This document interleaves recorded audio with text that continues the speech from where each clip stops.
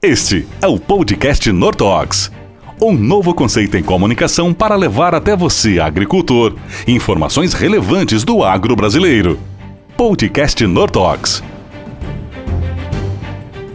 Sejam todos muito bem-vindos a mais um episódio do podcast Nortox. Como podem perceber, esse é um pouquinho diferente. É um primeiro episódio de uma segunda temporada desse nosso projeto que é o podcast Nortox. E qual que é a grande diferença, né? Como podemos começar a ver já. É presencial, é gravando aqui em loco com especialistas da agricultura Brasil afora. E para começar essa nova temporada desse podcast Nortox, um assunto para lá de especial. É dia de falarmos sobre pastagens e a sua importância para a agricultura brasileira. E para isso, trouxemos um grande especialista no assunto, Neivaldo Cáceres, que está presente aqui conosco para poder falar sobre esse tema, trazer várias informações relevantes para você que nos acompanha em todo o Brasil. Qual que é o nosso grande objetivo com esses podcasts, né? Levar conteúdo do campo para o campo, conteúdo de qualidade, que leve até você que nos acompanha as principais informações do nosso segmento. Você pode acompanhar esse podcast completo em nosso canal do YouTube e também acompanhar os cortes nas demais redes sociais, também principais plataformas de áudio. Ao meu lado, que vai conduzir comigo essa entrevista, esse bate-papo, está o Jorge Neto. O Jorge é o nosso especialista, o nosso líder Brasil de pastagem da Nortox, com quem eu começo dando as boas-vindas. E aí, Jorge, tudo certo? Tudo certo, Lucas. É uma satisfação imensa, né, estar participando desse podcast e contando aí com a presença ilustre, né, do Neivaldo. Para nós é de suma importância aí levar essa informação para todos os pecuaristas aí do nosso Brasil. Vamos lá então bater um papo sobre pastagens e para falar sobre isso, ninguém melhor então que Neivaldo Cáceres. Quem acompanha o podcast Nortox, acompanhava as gravações online, né, que fizemos, lembra que era de praxe fazer uma apresentação do convidado. Hoje, como é um bate-papo, Neivaldo, vou pedir para que você conte uma historinha para a gente. Okay. Pesquisei um pouco sobre a sua trajetória e vi que você quase foi parar na cana-de-açúcar antes de vir para a pastagem. Como é que foi isso, Neivaldo? Tudo bem? Obrigado pela participação. Bom, eu que agradeço o convite, a oportunidade de estar aqui com vocês, né? É sempre importante a gente tentar passar o que a gente aprendeu, o que a gente sabe para quem é usuário, né? Mas, na verdade, não é que eu... Como é que você falou que você quase foi para cana-de-açúcar? Quase fui para cana? Não, o contrário. Eu fugi da cana para ir para a pastagem. Porque eu estou completando esse ano 40 anos de formado, né? E o início da minha carreira, o primeiro ano eu trabalhei na Emater, no Paraná, e depois eu fui para cana. Aí eu trabalhei na Copersucar, trabalhei em usina de açúcar, depois eu entrei na época Nadal em 95, já tinha um tempo já de cana, e eu entrei pela porta da cana até na Nadal, né? Então eu desenvolvi muito essa parte de pesquisa. Quando eu estava lá, eu passei para a de pesquisa, e aí que eu comecei a trabalhar com pastagem, né? Foi minha escola, aprendi a desenvolver esses produtos aí. Então, na verdade, eu fugi da cana e fui para pastagem. E como é que fez para se tornar essa referência brasileira no assunto? Essa trajetória depois dali, 40 anos de... eu trabalhei em pesquisa por 24 anos na empresa Nadal, né? E nesse período eu desenvolvi trabalhei um pouquinho com cultura, um pouquinho com inseticidas também, depois que eu comecei a trabalhar em 97 eu comecei a trabalhar com pastagem, desenvolvendo os herbicidas, né? Então hoje, praticamente todos os herbicidas que estão no mercado, né, passaram pela minha mão, com exceção, por exemplo, de piclorano isolado, piclorano foxipiro, o próprio piclorano 2,4-D, né, que foi antes da minha entrada, mas depois disso, praticamente todos passaram pela minha mão. Então, eu tinha a oportunidade de testar esses produtos no campo, punha lá um pulverizador nas costas, aplicava os testes, avaliava, não? E de 2004 até 2019, eu coordenei também os projetos de pesquisa a nível de Brasil, né? E em 2009 eu comecei a mexer com a parte também de área não agrícola e florestas cultivadas. Então foi meio um aprendizado de vivência, né?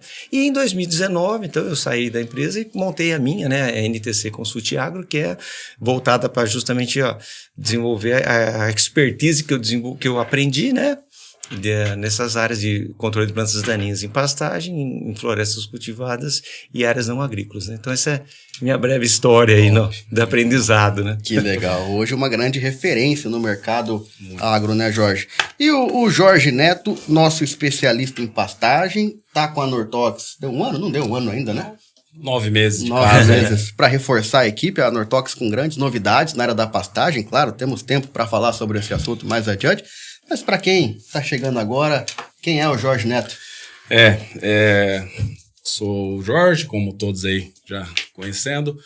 Assim, eu falo sobre a pastagem que eu tenho uma paixão muito grande, sabe? Já tenho aí quase 14 anos aí trabalhando nesse mercado de pastagem, sempre no mercado de pastagem, e recentemente recebi esse convite aí da Nortox para estar assumindo aí, né? Vamos falar em breve aí sobre a nossa nova reestruturação da empresa e falar também, né, sobre nossos produtos, né, nossas expertise aí, o nosso portfólio aí. Então, é uma satisfação imensa aí estar participando, ainda mais ao lado do Neivaldo. Legal. Bom, todos bem-vindos, todos apresentados ao podcast Nortox, a primeira edição dessa nova temporada, hein? Muito conteúdo bacana vindo por aí. Vamos começar então a falar sobre mercado, sobre informações relevantes da nossa querida pastagem. É uma pergunta que eu faço já pegando para vocês dois, né? Uma coisa que a gente ouve falar muito quando se trata deste assunto é a importância de tratar a pastagem como lavoura. O que isso quer dizer? Eu acho que é sempre um desafio muito grande, né? A gente passar essa informação ao pecuarista, né? Que, de fato, a gente deve se tratar a pastagem como uma cultura, né? Até porque o pasto é o mais barato para se produzir arroba, né? Então, é um desafio muito grande para nós profissionais da área, né? Que a gente vê muitas áreas aí em degradação, né? Então, é um desafio muito grande, mas é de suma importância tratar a pastagem como uma cultura, né, Neivaldo? Exato. Eu fico muito grato de estar ouvindo isso, até o termo vocês falam cultura da pastagem. Isso porque eu venho falando isso já há mais de 20 anos, né? Os treinamentos, a gente fala, sempre tenta voltar ao lado da pastagem e tratar como uma cultura, né? E sempre é uma luta você colocar esse conceito ao pecuarista. Muitas vezes, alguns, não vou dizer, alguns já têm isso bem consolidado, né? Mas é um problema que tem da percepção que o pecuarista tem de, vamos dizer assim, aceitar, vamos dizer assim, a presença de plantas daninhas na pastagem, né? Ele vai ser condescendente com esse tema. Então, eu acho importante que o pecuarista encare a pastagem como cultura. E uma coisa que eu sempre falo é o seguinte: um bom pecuarista é um bom cultivador de capim, né? Então, por que isso? Um número específico, Jorge, é coisa de 96% do alimento da pecuária, do bovino no Brasil vem da pastagem. Então você tem, logicamente, os confinamentos e tal, mas é meio terminação, uma complementação durante a seca tal, mas a origem sempre dele foi de pastagem e é o alimento mais barato. E isso dá uma vantagem competitiva para o Brasil gigantesca. Só o Brasil que tem essa oportunidade, né? Você vê na própria a Austrália, que tem clima tropical também, mas eles têm uma enormidade de deserto, lotações baixíssimas por área e tal, né? E o Brasil não. O Brasil nós temos outro ponto interessante, né? Nós temos 160, em média, né? Você fala esse valor, são 60 milhões de hectares. 160 milhões de hectares de pastagem. É muita coisa. E eu gosto muito de enaltecer esse valor, esse número, 160 milhões. Porque a agricultura, em geral, é 80. Então, nós estamos falando de uma área, de uma atividade pecuária que é o dobro da área de agricultura. E o Brasil sendo um dos maiores fornecedores de alimentos do mundo, né? Exato. Então, a importância de a gente ter essa área. E se a gente pegar esses 160 milhões de hectares, a lotação, a produtividade média é baixa. Baixíssimo. É muito baixa. Então, a gente tem, na média, coisa de 4,5 a 5 arrobas por hectare ano. Na média. Então, você tem ilhas de altíssima tecnologia que você produz mais de 50, 60 arrobas por hectare ano, e veja como na média que derruba tudo isso daí. Então, e isso demonstra o quê? Que a gente tem um potencial de avanço, de lotação gigantesco. E nós estamos vendo agora uma evolução muito grande de migração de áreas que têm aptidão agrícola, que estão em pastagem, que têm aptidão agrícola, seja de topografia, de fertilidade do solo, né, de migrar essas áreas para pastagem. Então, historicamente, a gente olhar por 20 anos, 30, quanto você puxar para trás, nós estamos diminuindo a área de pastagem. Diminuindo. Né? Estamos diminuindo. E a produtividade, e a produção está aumentando. Quer dizer, a nossa produtividade nos últimos 20 anos aumentou na ordem de 30% de produtividade. E o rebanho também. Exatamente. A lotação aumentou, a produtividade, então vamos dizer assim, arrobas por hectare avançou, tem avançado por essa redução justamente da área de pastagem. Eu acho isso muito bom. Porque que isso está acontecendo e você está liberando áreas de agricultura, intensificando a tua pastagem. Entendeu? Você está entre aspas, comprando fazendas. Você pode, imagina, você tem uma lotação de uma cabeça e meia, um exemplo, uma cabeça e meia por hectare. Não é muito difícil você passar para 3.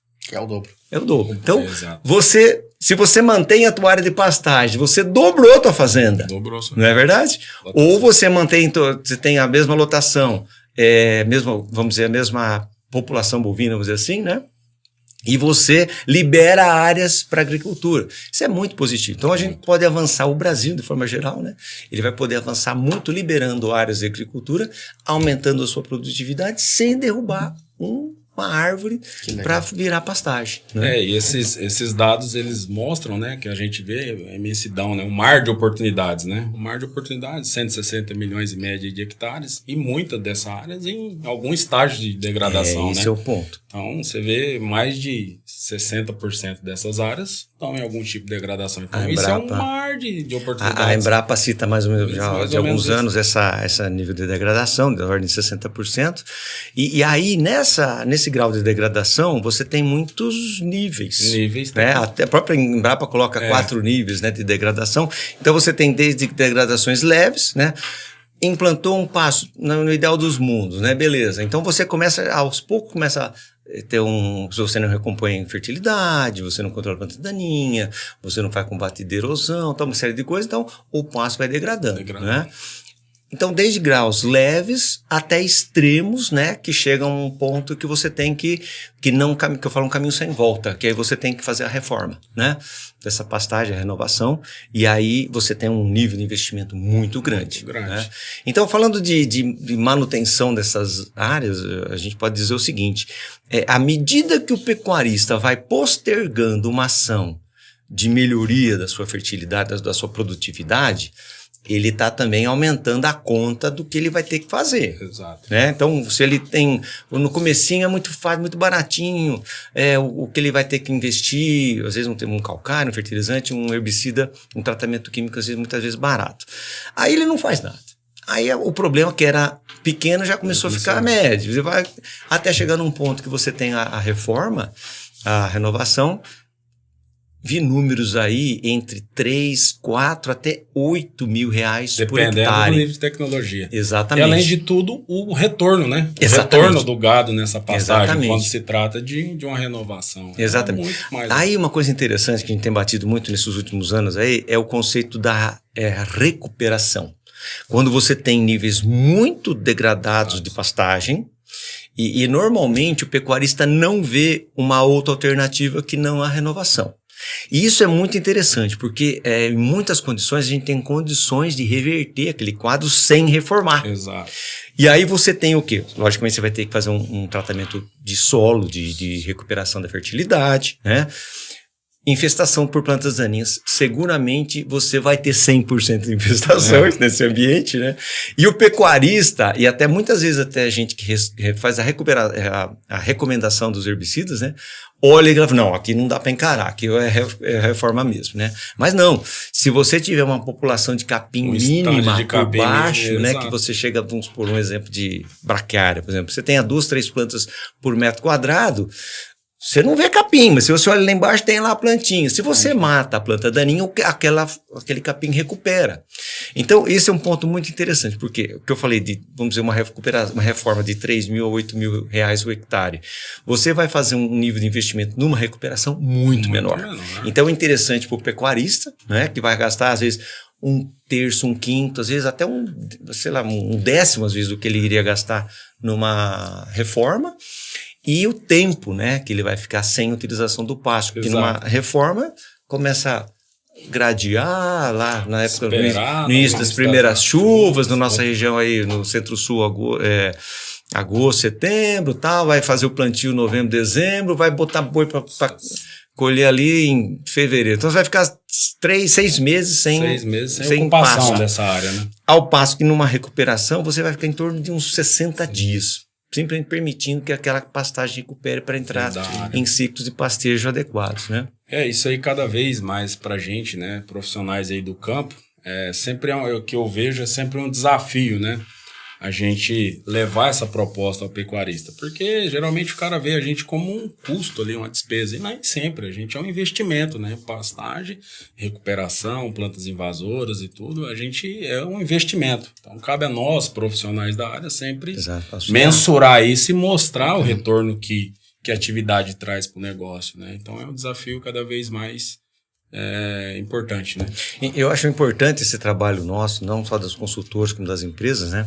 De estar levando essa informação para o pecuarista, porque muitas vezes ele não tem noção das perdas que ele tem. Exatamente. E isso é gritante. Então o pecuarista às vezes não faz porque, o gado a pastagem fecha, abafa o mato e não é por aí. Acha que resolve sozinho, né? Roçar e tal, e nem sempre é isso. Exatamente. Legal. Alguns números que me chamaram muito a atenção, né? 160 milhões de hectares de pastagem no Brasil. E essa possibilidade de dobrar a produtividade em curto espaço de tempo, né? Isso só é possível, claro, se fazer com investimento, imagino eu, com uma dedicação em cima disso. E aí eu acho que dá para puxar um parênteses aqui, uma ponte, para falar um pouquinho sobre herbicidas, né? Claro. Até eu estava dando uma olhada, tem um livro sobre herbicidas, daqui a pouco o Nevaldo vai falar pra gente. E aí, assim, né, a gente pega todo um histórico e a importância do 2,4-D com Picloram, já entrando um pouquinho nos temas de ativos. E a própria Nortox tem Norton, Picloram, que são 2 importantes produtos, né? Mas pensando assim, aquele pecuarista que está buscando produtividade, que está buscando investir, que está buscando dobrar aquela produtividade que a gente falou há pouco, hoje nós temos já boas opções, já dá para dizer que a gente olha para um cenário com boas opções de ativo para conseguir fazer isso de uma maneira bem assertiva? Nós estamos bem hoje em termos de produtos, de formulações, de ativos, né? Nós temos... Aí tem 2 aspectos, sabe, Lucas? Que você tem, vamos dizer, eu caracterizo como 2 problemas, assim. Um relativo a plantas de folhas largas, né? Que é historicamente o problema maior e mais trabalhado, mais estudado, né? E um pouco mais recentemente o problema das gramíneas, né? Exato. Já gramíneas, como é uma coisa um pouco mais nova, e aí tem outro problema agravante, né? Que nós estamos tentando controlar a gramínea numa pastagem normalmente de gramínea, tirando o sul, que tem lá muitas leguminosas importantes para pastejo, né? Ou consorciação, uma coisa assim. Mais de 90% de pastagem, estamos falando de gramínea forrageira, né? Então, para controlar a folha larga na gramínea, tranquilo, beleza, né? Você tem produtos seletivos e tal. Agora, quando você vai tratar gramínea, querer matar uma gramínea na gramínea, aí complicou, né? Porque nós estamos falando do mesmo comportamento de plantas, né? Então, o desafio maior é esse. Então, você vem em termos de números de produto, eu posso falar uma questão de números, né? Nós temos, recentemente eu fiz um levantamento, nós temos em torno de 280 produtos formulados, marcas comerciais para pastagem. Desses 280, você pega mais ou menos 90 a 100 marcas de glifosato. Então, nós estamos falando aí de produto não seletivo, né? Então, estou falando aí de 180, 190 quase produtos seletivos, né? Desses 190 produtos, você tira 14 marcas que estão direcionadas para gramíneas. A diferença, mais de 170, são para folha larga, né? Então, folha larga, você tem um bom equacionamento aí. Então, diversos produtos. E é uma coisa muito que eu sempre ressalto no controle de plantas daninhas nas pastagens, é que nunca existe uma receita de bolo. Não tem cada pasta. Às vezes na própria fazenda você tem um pasta é um produto, é uma solução, e outra pasta é outra. Então cada pasta tem que ser tratado como um indivíduo, né? Em termos de controle, de dose de produto que você na estágio, época que você vai aplicar, né? Então, hoje isso está muito rico nesse aspecto aí em termos de soluções. Agora, isso dá uma certa, às vezes, angústia, né, pro pecuarista, que ele fica, às vezes, meio perdido. Meio né? Perdido, exato. Então, aí que vai uma recomendação, uma confiança numa linha de produtos, num distribuidor, num pessoal que recomenda herbicida com consciência, né? E outra coisa que eu falo é o seguinte também, como tem essa gama tão grande de produtos, você pode, às vezes, para um mesmo problema, ter muitas respostas corretas. Com alguma pergunta, você pode ter várias respostas corretas, né? Em termos de recomendação, de produtos, de doses e tal, que vai chegar, às vezes, num objetivo comum de ter a produtividade melhorada, né? É que geralmente, quando se tem o pecuarista ali na revenda, né? A maior parte delas com atendimento de balcão, então o pecuarista chega, eu quero o produto X. Mas aí, muitas das vezes, cabe ao profissional que está ali, qual tipo de planta, né? Planta daninha que você quer controlar. Então, às vezes, né? Você está dando um gancho bacana aí, Jorge, que é o seguinte, essa história do pessoal ir no balcão, né? Nessa caminhada minha, principalmente posterior aí à minha saída, montada da minha empresa, né, de consultoria, eu trabalho muito em treinamento. Com distribuidores e tal, e a gente pega o pessoal que faz campo e o pessoal que faz balcão. Então a gente tenta passar muito dessa informação que a gente tem até o que você comentou no livro, né, que a gente pode falar um pouquinho, e tem sido uma ferramenta importante para disseminação do conhecimento. Agora, muitas vezes o pecuarista, ele às vezes ele nem sabe a espécie que ele estava. Ele fala guanchuma. Tem 10 espécies, mais de 10 espécies de guanchumas, né? Tudo é guanchuma, vassourinha, né? Aí uma é mais difícil, outra mais complicada. Uma tem um controle com uma linha de produto, outra não tem. Estamos falando de guanchuma, né? Você pega açapeixe, por exemplo. É açapeixe. Você tem 4, 5 espécies aí prepara, às vezes, algumas situações, o cara, tem uma açapeixe lá, mas você tem uma foto aí, né? Mostra a foto, vai ver uma casadinha. Aí leva lá, você confunde muito casadinha com açapeixe. Com açapeixe, mesmo família. E nós estamos falando da mesma família, mas, né? Porém, e estamos falando de dificuldades diferentes de controle. Dentro do próprio açapeixe, que é hormônia. Você tem a açapeixe branco e açapeixe roxo. O roxo é mais difícil e mais duro, que a gente fala, né? Temos pragadura, praga mole, né? Outro ponto, já foi roçado, não foi roçado? É uma série de abordagens que deve ser feita, né? Porque assim, a gente compreende que a parte aérea às vezes não é de uma planta adulta, mas o sistema radicular, que é o que a gente quer que controle, ele não é. Então precisa de um porte ideal para... Exato. Só concluindo esse raciocínio em termos de recomendação, né? Muito interessante que o profissional vá no campo ver, confirma aquilo lá, né? Aí ele tem uma noção melhor do nível de infestação, do complexo também de espécies, porque dificilmente, praticamente nunca você vai ter uma espécie. Você vai ter lá 4, 5, às vezes 10 espécies. Dessas 10 você vai ter 2, 3 que são as principais, tal, né?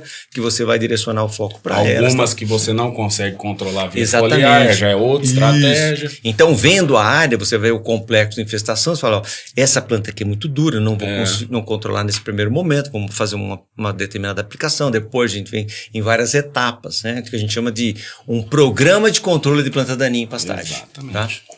E aí, falando assim de ativo, né, Jorge? Até empurrando um pouquinho mais esse tema aqui, que hoje nós temos num portfólio tão vasto, né? Eu pego o exemplo da própria Nortox, fluroxipir, triclopir. Como é que o pecuarista pode usar essas ferramentas? Porque ferramenta existe. Existe. É assim, a gente chama atenção porque a gente tem um portfólio muito amplo, pensando em linha de pastagem, tanto em herbicida quanto em inseticida, né? Parte de nutrição. Então, cada vez a gente tem que levar, é o que o Neivaldo mencionou, né? A gente fazer a presença no campo para saber qual tipo de invasor você quer controlar. E dentro do nosso portfólio a gente consegue, às vezes, um custo-benefício melhor para o pecuarista com eficiência muito boa de entrega, né? Então, o nosso portfólio hoje é um portfólio bem amplo. A gente fica bem satisfeito com os produtos que a gente tem, né? No entanto que a empresa aí, né, a companhia tomou a decisão da gente fazer uma reestruturação, né, criando-se uma regional voltada ao segmento de pastagem, que é um ticket médio diferente da agricultura. Então, um atendimento diferente, né, com os pecuaristas, nas revendas no qual tem a a comercialização da linha de pastagem, né? Então, acho que estamos bem servidos aí de produto, excelente portfólio hoje, Nortox. Eu queria abrir um parênteses para falar de um ativo especificamente. Esse é um ativo que tem chamado bastante a nossa atenção sempre que a gente vai discutir portfólio para pastagem. Trata-se do Metsulfuron. O que nós podemos falar desse ativo, desse produto? Quais são os seus benefícios para o pecuarista, Jorge? Hoje a gente tem deparado muito no mercado a utilização desse ativo, né? Nas misturas, né? Quando se faz a mistura desses produtos, a gente tem um controle bem eficiente adicionando ele, né? Então, é um produto que tem tido um excelente resultado no campo aí, né, Valdão? Eu enxergo o Metsulfuron, ele entrou, vamos dizer assim, nós falamos de herbicidas em pastagem desde os anos 60 no Brasil, né? Que veio lá com o Piclorama 2,4-D, por décadas ele veio sozinho, depois veio várias outras moléculas, outras combinações, né? E o Metsulfuron, ele veio já um pouco mais precocemente, vamos dizer assim, de o quê? 15 anos, não sei quanto. Por aí. Por aí, uns 15 mais anos. novo. Né? Mas ele começou a se popularizar principalmente pelo aspecto de preço. Exato. Porque era um produto sob patente, né? Que era uma molécula de agricultura, inclusive. Exato. Era a dose de 5 a 10 gramas por hectare de produto. Era uma fortuna uma grama do Metsulfuron, né? A partir do momento que cai a patente do Metsulfuron, ele começa a ter muito mais fornecedores, fabricantes e tal, e a molécula hoje caiu a níveis aí. Você usa dose baixa, é interessante, né? Que você usa ainda assim, bem acima do que se falava, né, de agricultura, mas eu vejo o seguinte, 2 predicados importantíssimos para o Metsulfuron. O primeiro é a vassourinha de botão, ou se chama, o termo técnico dessa planta é o Spermacossi verticillata, né? Essa é uma planta distribuída praticamente no Brasil todo, com uma importância maior de centro-oeste e norte, né? E essa planta é muito complicada para controlar com Piclorama 2,4-D, outras formulações, mesmo Fluroxypyr, ela não ajuda muito, não. Então primeiro, nunca o Metsulfuron vai estar sozinho. Podemos ter isso como base. Nunca ele vai estar sozinho, ele vai ser uma composição. Ele é um bom parceiro. Então, nesse aspecto da vassourinha de botão, ele é essencial. Para a vassourinha de botão, ele é essencial. Para outro que ele vai muito bem sozinho também é para samambaias, né? Pterídeo aquilino, entre uma delas aí, as samambaias, ele tem uma atuação muito boa. Mas sempre ele vai entrar compondo alguma coisa em mistura. Então, aí ele entra melhorando performances para guanchuma, né? Entrando agora também algumas plantas de mais difícil controle, tipo o lacre do norte, né? Lacre roxo, lacre vermelho, lacre branco, né? Então ele tem esse potencial. Outra coisa interessante também dele é em relação a você ter em eventuais problemas de fornecimento de moléculas, que é o que aconteceu alguns anos atrás, uns 2 anos principalmente, na época de pandemia e tal, que o 2,4-D ficou caríssimo e baixa produção, disponibilidade da molécula, ele também entrou como alternativa. Eu não gosto do termo quantas gramas eu preciso de Metsulfuron para substituir o litro 2,4-D? Não é isso daí. Não é por aí. Eu não gosto dessa conversa. Eu coloco uma molécula e troco. Não. Elas se combinam, elas se complementam, elas se compõem, né? Tem os atributos delas em mistura sempre diferenciados. Então eu gosto de tratar isso como uma complementação ou uma alternativa. Você pode, de repente, reduzir porque você não tem, né? Quando você não tem, tudo bem. Agora, compondo é muito interessante. Outro ponto também muito importante de se falar, pensando em nosso portfólio, é nas áreas de integração também, né? Isso. Com produtos com baixas residuais, né? Exato. É um ponto muito importante, algumas regiões. E você levantou um ponto interessante, Jorge, que é esse lance da residualidade e hoje as integrações, né? Então, vamos lá, integração lavoura-pecuária. Lavoura, pecuária, floresta. Isso. Pecuária, floresta, né? Com as combinações. E aí a gente entra com um atributo de ter que trabalhar bem com as moléculas com residual, que basicamente são 2. Isso. O picloram e o aminopiralite, né? Essas 2 moléculas têm residuais importantes e absorção radicular importante. Então, que vai levar não só a residualidade, como a absorção radicular importante das das plantas, das culturas não alvo que a gente quer controlar, né? Muito bem, então esse aspecto aqui de você não ter o metsulfuron, ele tem um certo residual, mas bem menor, né? Quando a gente fala até 2,4-D tem residual, mas qual é o residual? Eu posso aplicar hoje, daqui uma semana eu planto soja, né? Isso. Tem residual? Tem, mas baixíssimo. Aí você vai para outros patamares de moléculas aí, por exemplo, o metsulfuron, o triclopyr, fluroxipyr, são alternativas interessantes, né? E você tem que, não digo fugir, mas saber trabalhar com elas, né? Exato. Posso trabalhar? Posso, mas se de repente eu for entrar com um ciclo de culturas de folhas largas e de plantas sensíveis, eu vou ter que trabalhar com isso, né? Entender isso. Entender isso, cada vez. Bacana, falamos bastante então de herbicidas para pastagem. Queria abrir um parênteses aqui para a gente falar do livro, que é justamente focado em herbicida para pastagem. Esse livro aí foi o seguinte, eu comecei, logo que eu montei a empresa em 19, eu comecei a escrever regularmente artigos no site da Scott Consultoria. E mensalmente eu publicava e tal. Então, chegou, já dava mais de um ano já fazendo esses artigos aí, né? E eu falei, nossa, dá para pegar esse material aí, juntar compilar, né? E vou escrever um livro, porque não é realmente uma lacuna, né? Vamos dizer assim, editorial no Brasil, que não tinha um livro sobre plantas daninhas em pastagem. Então você fala de herbicida, tem muita publicação de herbicida. Você fala de pastagem, tem muita publicação de pastagem, tá muito voltado à parte de manejo, né? Nutricional, nutrição e tal. E plantas daninhas sempre você fala um capítulozinho num livro, né? Que fala sobre aquilo. Então eu quis fazer o quê? Quis ampliar essa conversa, né? E aí, então isso se viabilizou. Na época, a pandemia ajudou um pouquinho também. Então em 21 eu escrevi esse livro, editei no final de 91. Né? E só tem uma má notícia aí. Esse livro está praticamente esgotado. Tem falta. Eu publiquei, nós imprimimos 3 mil livros no fim de 2021. Desculpa, 2021. E aí isso já está vindo, né? Agora, recentemente, fiz uma pequena reimpressão já de mais 500 livros. Então, mas tem bastante coisa. Tem alguns sites. Eu vendo ainda, tem alguns exemplares que eu vendo pelo meu site, né? Que legal. E tem alguns parceiros também que fazem algumas vendas nos seus canais, né? Mas já está acabando esse livro, né? Então é uma coisa, de repente, para se pensar numa edição atualizada, né? E já tem esse já no radar já. Que bacana. Bom, mudando um pouco de assunto, mas ainda pensando em ajudar o pecuarista resolver os seus problemas, né? Para isso que nós estamos batendo esse papo aqui, buscando algumas soluções. Falar um pouquinho de inseticidas. A gente sabe que está cada vez maior o problema com cigarrinha e com lagarta. O Nortox tem alguns produtos, falamos alguns. Podemos citar alguns ativos, né? Se a gente fosse olhar assim hoje e falar para o pecuarista algumas dicas, alguns segredos, vamos dizer assim, para buscar solucionar ou ajudar a solucionar problema de cigarrinho e de lagarto, o que nós podemos falar? Inseticida nem é tanto a minha área, né? Vou deixar até vocês falarem mais aí, mas eu vejo o seguinte, predomínio em termos de pragas aí. O grosso do problema até direcionamento de inseticidas e tal, mais para cigarrinha, né? Se você pegar o número de vendas de agroquímicos em pastagens, né? Você tem um valor X lá. 90% ou mais é herbicida. Em torno de uns 10% só, ou menos, talvez. 11%, exatamente a adoção de inseticida que a gente fez um trabalho. Então, você vê que está mais ou menos nessa faixa de 11% aí.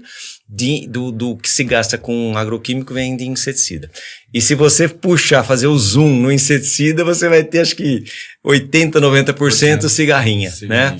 E aí, então, a lagarta dos capinzais, ela entra assim como uma praga mais oportunista, né? Isso das águas. Sazonal e tal. Hispânico. Exato. Então, você tem, no caso da cigarrinha, que você tem a alternativa do biológico, né?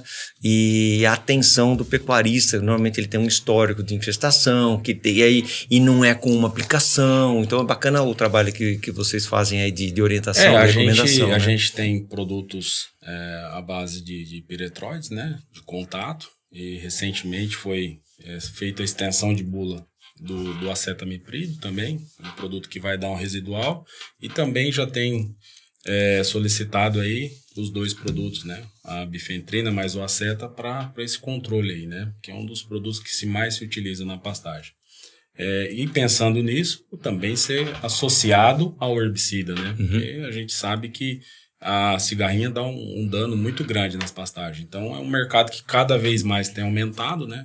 A gente mencionei os 11% aí, porque quando a gente foi fazer a estruturação dessa nova regional, a gente fez a pesquisa e é em torno de 11% a adoção do uso de inseticida. Então, você vê que a maior parte é o herbicida. Então, tem aumentado cada vez mais a utilização de... E é interessante um outro comentário em relação a essas práticas aí, de você aproveitar, você pode usar, fazer consorciação. Isso. Desde que não seja com o metarrísio. Isso. Metarrísio você não pode associar com herbicida, né? Mas quando você vai entrar com inseticida, um piretróide... Pode-se fazer associação. Isso você pode, até diria deveria. Deveria, porque o piretróide ele vai agir nas adultas, né? Então, pensando que tem um tempo para se levar do biológico, na hora que ele sai já tem a colonização do... E você pode associar com herbicida nesses casos aí. Então, outra coisa interessante, eu já vi casos de a pastagem estava infestada por lagarta dos capinzais. Uma infestação muito grande. Então, o que aconteceu?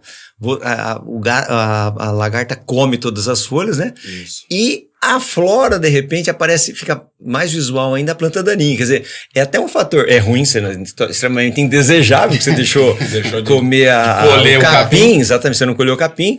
Mas fica um fator até benéfico. Você não tem o custo, você tem o custo da aplicação já dividida, rateada, né? Você faz o benefício disso. E numa planta daninha que está mais aflorada, que você vai ser até mais fácil de controlar, né? Nesse aspecto. Beleza, falamos então sobre herbicidas, falamos sobre inseticidas, né, os principais ativos, controles. Agora, de nada adianta também ter os principais produtos, as melhores opções para poder aplicar, se essa aplicação não for feita da melhor maneira possível. Acho que dá para a gente abrir um espaço aqui para falar sobre tecnologia de aplicação na pastagem. Evaldo, que certamente conhece o mercado como poucos aí, como é que nós podemos hoje olhar para o pecuarista e ver o que está sendo de mais atual nessa área da aplicação? Tá, falando de forma geral, assim como lá no começo da conversa nós falamos sobre o problema da percepção do pecuarista à planta daninha, de se doer aquela infestação, que muitas vezes não lhe dói, né? A tecnologia de aplicação também de produtos em pastagem também está num nível, tem muita coisa boa, mas existe muito erro ainda. Em termos de equipamento, raramente um pecuarista tem um pulverizador específico para a aplicação de herbicidas. Muitas vezes ele é emprestado, vem de um distribuidor, vem de um vizinho e tal. Aí chega o equipamento, ele não tem o cuidado de fazer uma aferição do equipamento, limpeza de bico, calibragem adequada, né? Então, essa é uma coisa que me dói pelo seguinte. Eu trabalhei quase minha vida toda no desenvolvimento de herbicidas. Então, você identificar aquela planta, que dose que você tem que usar? É 1,25, é 1,5, é 1 litro, é 2, né? Você vai no refinamento ali de 0,25 litro, né? No caso do metsilfuron, 5 gramas para lá, 5 gramas para cá, né? E aí depois você vai aplicar o equipamento não entrega. Na hora de fazer o gol, bico torto e tal. Então já começa com um avanço que começa a ter na aplicação terrestre, por exemplo, do uso do GPS no trator, né? Então você vê mapas de aplicação em que o trator usou o GPS, o não é coisa, você tem, por exemplo, margem de erro onde tem o GPS, 2, 3%, né, de sobreposição, de falha, coisa assim, né, e no caso do não GPS, chega a 30% de falha, remonte e tal. Então vamos lembrar outro aspecto também, a pastagem sendo um universo à parte, em termos de agricultura, que lá na pastagem nós temos cupim, tem uma árvore, tem um galho caído, tem, né, uma barroca ali, um buraco e tal, que não acontece em agricultura. Agricultura, você conta as linhas, entra bonitinho, tem uma coisa muito bacana, né, muito tranquilo. Pastagem não, tem esse aspecto. Então, daí a importância de ter esse GPS para ter uma boa aplicação. A regulagem adequada do equipamento, né, e para você... Até do ponto de vista econômico, você recomendou 1,5 litro por hectare. Você errou, você usou 1. Problema, você não vai controlar o que precisava. Errou lá, ou do contrário, colocou 2. Você vai controlar? Vai, só que você gastou mais do que devia. Então esse é um aspecto que a gente tem que considerar em relação à pastagem, né? E a diferença do mundo da agricultura, tentando trazer de novo o conceito de de agricultura para pastagem, né? E agora, mais recentemente, a gente está vendo aí o avanço do drone, né? Como uma nova ferramenta. Eu encaro o drone da seguinte forma. Eu acho que nunca e sempre são duas palavras meio pesadas da gente falar, né? Mas eu acho que dá até para arriscar nesse aspecto com o drone, que eu acho que nunca nós vamos ter a cobertura de toda a área com drone. Vai ser praticamente impossível. É uma excelente ferramenta a mais, né?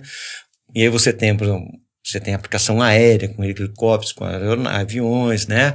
Também ela não se aplica a todas as áreas. O trator tem um determinado rendimento, que você joga para a parte de aplicação aérea, você tem aquilo potencializado, né?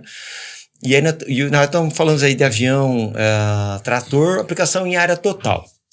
Aí você tem outro aspecto em relação às plantas invasoras de pastagens, que você tem diferentes aspectos de dureza, né? Que a gente costuma usar o termo pragadura, que não vai ser controlada com aplicação foliar, com o produto que for. E aí você tem que abrir mão de outras tecnologias, uma delas a aplicação foliar localizada, que pode ser feito tanto com o costal como com um trator, né? Com a mangueira, que vai aplicar captação, né? Que a gente fala. Então você tem uma quantidade. Aí, por que às vezes se controla na captação e não controla na área total? Pela quantidade de produto que aquela planta recebe. Exato. Então, quando a gente faz uma aplicação localizada, foliar, aquela planta que você tratou, ela recebeu de 4 a 5 vezes mais produto do que numa aplicação em área total. Então, daí ela passa, às vezes, um tratamento que não é eficiente em área total, ele passa a controlar localizado, né? E, mas, finalizando em relação ao drone, né? Eu vejo hoje uma curva de aprendizado, assim, exponencial, como tudo hoje, mais recentemente na ciência de todas as áreas, né? Um avanço exponencial e não diferente no caso do drone.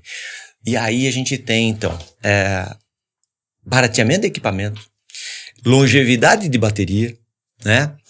E o custo, né? Que é uma coisa assim gritante, a queda, né? dos valores e a capacidade de carga desses pulverizadores, né? Quando se falava, imagina 10 litros, um drone carregando 10 litros, nossa, quanto, né? A gente tinha o dronezinho lá de filmar alguma coisa, nossa, carregando 10 litros. Hoje já tem mais de 50 litros, né? Então isso aí está avançando exponencialmente. Agora, um problema disso ainda a ser equacionado é em relação ao nível de conhecimento mesmo, vamos dizer assim, do domínio dessa tecnologia. A operação em si, né? Por exemplo, o volume de cauda por hectare, entendeu? O volume de cauda por hectare que a gente aplica, né? O termo correto seria a taxa de aplicação. Então, ou seja, quanto mais baixo, melhor. Ótimo, né? Que eu vou ter mais rendimento numa autonomia de voo. Aí você tem ainda perguntas. Está se usando muito, por exemplo, 10 litros por hectare, que é uma vazão muito pequena. E algumas coisas a levar em consideração é qual a altura de voo? Altura de voo, pastagem por conta de velocidade. Nós temos que fazer uma conta se fosse aplicação em área total, né? Sim. Então, velocidade, mas principalmente em relação à altura de voo. E essa taxa de aplicação também é um fator importante, porque está assim, muito popularizado o 10 litros, 10, 12 litros e tal. E eu já tive informação de colegas até de outros países que o quente é 20, entendeu? De repente, estamos abrindo, e tá tendo bons resultados com 10 litros e tal, mas eu ainda tenho muito aprendizado. Na aérea, né? Né? Mesmo, né? Em avião, já sei que tem muita restrição de fazer abaixo, menos que 40, 50. A aérea, isso já até foi bem estudado, sabe? Porque é o seguinte, você tem vamos dizer assim, o conceito principal, 50 litros por hectare. E aí começa o seguinte, por que em agricultura eu trabalho com 10, o aplicador aéreo trabalha com 10, 12 litros, você pega que ele faz com 10, você quer que faça com 20, então eu vou te cobrar dobrado. Né? Não, então ele faz com 10 litros. Por que eu preciso abrir mão de um volume tão grande de cauda por hectare na aplicação aérea? Essencialmente a altura de voo. A altura de voo. É a altura de voo. Então, regiões aí que tem castanheira, como é que exato, castanheira, às vezes linha de alta tensão, torres, né? E aí você tem que, então, voar normalmente acima de 30, 35, 40 metros de altura. Não tem como você chegar àquela cauda em volume muito baixo, porque a gota proporcionalmente vai ser muito menor, ela vai se perder naquele caminho de onde ela está voando. Então você tem que partir de um volume de cauda maior. Se você consegue voar até 10, 15 metros de altura, de repente dá para abrir mão até de 30, não menos que isso. Mas já é um ganho gigantesco, né? Você fala de 50 para 30, né? Mas a condição de voo você tem que estar trabalhando na faixa de 10 a 15 metros, tudo bem. Senão você tem que partir para o... Exato. Agora, no drone, você tem condições de fazer um voo mais baixo, né? Então, talvez aí que você tenha o avanço da tecnologia. Legal. E é legal citar que a tecnologia não é só no equipamento. Nós temos hoje produtos também para auxiliar nessa Produtos, aplicação, quando né, se Jorge? baixa, né? Baixa o volume, a gente hoje conta aí com um excelente produto chamado Protac, para condicionador de cauda, né? Então, mas sempre é importante, né? Na pastagem, em qualquer outro meio de cultura, a gente fazer o teste, né? Teste da garrafa, né? Tem que validar. Validar para não ter o problema lá na frente. Também, pensando em deriva, né? Nosso Nitrofix. Até mesmo a gente cita isso por questões de algumas culturas ao lado, né? Então, o antideriva ele é de suma importância na utilização. E outro ponto importante é o pH da água, né? O pH da água, às vezes o cara vai, mas eu pego lá do poço, eu pego lá do meu... Mas às vezes não é uma água ideal para uma aplicação do herbicida. Então, esses aí são pontos que a tecnologia de aplicação ela tem um ponto muito importante dentro da eficiência dos produtos. Esse na pastagem. ponto, um gancho em relação ao que você falou, Jorge, de pH de água, porque por que a gente tem que se preocupar com o pH de água para usar na cauda? Porque a absorção dos herbicidas ela é facilitada em pHs ácidos a levemente ácidos, então na faixa de 4,5 a 5,5 no máximo. Tal. Passou disso, você começa a ter uma absorção, uma penetração menor. E aí o que acontece? Os produtos de pastagem normalmente não alteram o pH de cauda. Então você pega uma água pH 7, você coloca o produto, vai baixar um pouquinho lá, 0,2, 0,3, no máximo meio. Já é diferente de um glifosato. O glifosato você pode pegar uma água 7. Você colocou o glifosato, vai para 4,5, né? Já foi para uma condição melhor. E assim, até um ponto importante é que muitas das vezes na pastagem, né? Pensando em tratorizada, o cara muitas das vezes não respeita o horário. Temperatura, umidade, vento. Você sempre está fugindo. E em relação... o cara quer fazer render. E aí, falando até em condição de pH... Falando nas condições ideais, né? Que você está fugindo do que você está falando, dos problemas aí de vento e tal. Se você pega uma água acima de 7, começa a ter problema de performance. Aí depende muito da molécula, e uma delas que é muito sensível a pHs mais altos é justamente o fluoroxipir. É uma molécula bem impactada com pHs altos. Então, você tem que realmente baixar o pH disso daí. Gente, a tecnologia de aplicação disso aí, o investimento que você faz para baixar algo é muito barato, né? MLs aí que você coloca numa cauda vai transformar totalmente a performance. O operacional é o mais caro do negócio. Sim, infinitamente. Mais barata do muito mais. Esses dias entrevistamos lá um agricultor do Paraná e ele falou o seguinte: caro é aquilo que não dá resultado. Então, o investimento todo o investimento caro é aquele que o bom é aquele que retorna, exatamente, né? Exatamente. Cara, que aula, hein? Que aula. Saímos do herbicida, passamos por inseticida, chegamos na aplicação. Eu separei uma pergunta final para cada um dos senhores, uma pro Jorge e uma pro Neivaldo. Já chegando nessa reta final, inclusive aproveitar já para agradecer demais, Neivaldo. Que bacana, que aula legal que nós tivemos. E aí a pergunta é assim, né? Qual que é o segredo para uma pastagem lucrativa? É aquela que vai ter níveis de produtividade adequados, né? Quando a gente propunha tratamentos aí há 20 anos atrás, você tem que considerar também até hoje o valor da terra, né? Então, uma coisa é você fazer uma recomendação em cima de uma terra barata, que às vezes o custo dela, há 20, 30 anos atrás, em vez de você fazer o tratamento, você comprava outro hectare. Hoje o pecuarista não pode dar mais esse luxo. Ele tem que fazer a produtividade dele dobrar, triplicar, né?